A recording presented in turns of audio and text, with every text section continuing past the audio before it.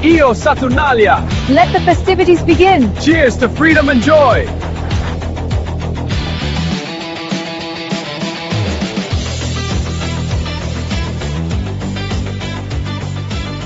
History's strange, it's alien, and it won't give us what we would like to have. Rome loved order the way a centurion loved a straight line. Everything had its place, and everyone knew where they stood. Senator, citizen, slave, father, son, property. The system was rigid, hierarchical, and brutally efficient. This was a world governed by patria potestas, the absolute authority of the father. A world where public decorum mattered more than comfort. You wore the toga, whether you liked it or not, and you behaved as expected, whether you felt like it or not. Rome did not pretend this system was gentle.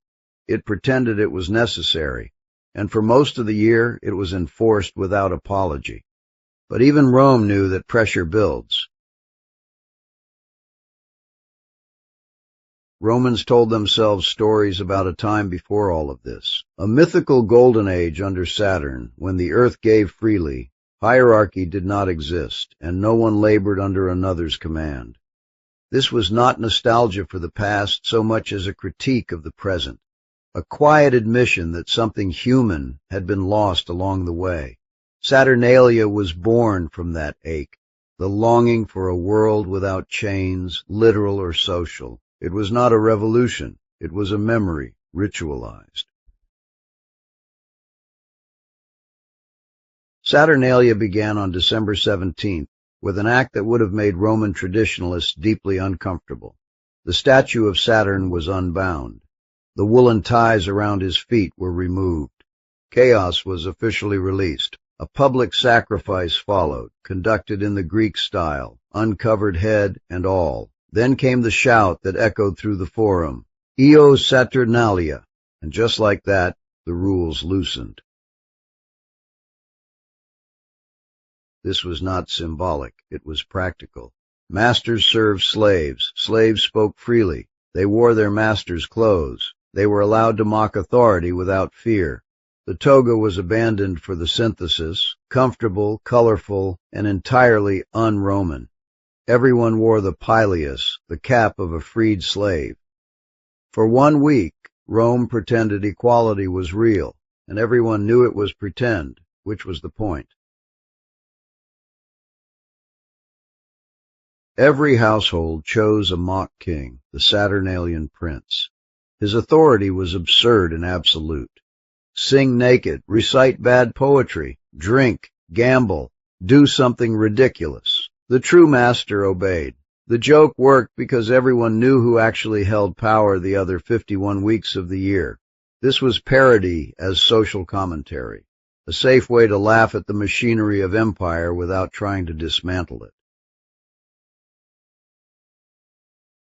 Saturnalia spilled into the streets, courts closed, the Senate stopped meeting, war was forbidden, gambling was suddenly legal, dice rolled openly. Slaves played alongside citizens. Noise replaced solemnity. Order stepped aside. This was not anarchy.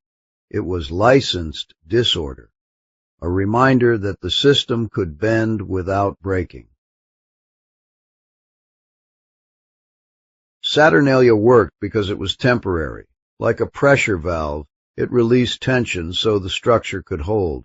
The chaos reinforced the norm by contrast. When Saturnalia ended, order felt comforting again.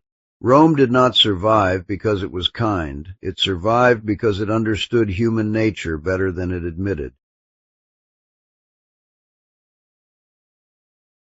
The final days focused on gifts. Wax candles for light returning after the solstice.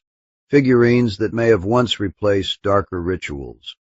Even the poor received money to participate. No one was excluded from the exchange. Light, laughter, and obligation were shared. This was ritual generosity, not charity, a reminder that survival was collective.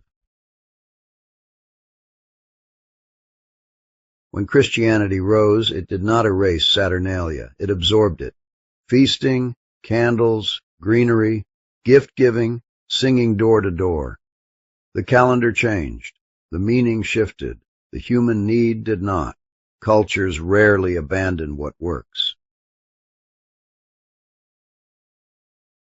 Saturnalia tells us something uncomfortable and permanent. Rigid systems require release or they snap. Order is strengthened, not threatened, by moments of joy and inversion. Rome understood that control alone was not enough. People needed permission to breathe.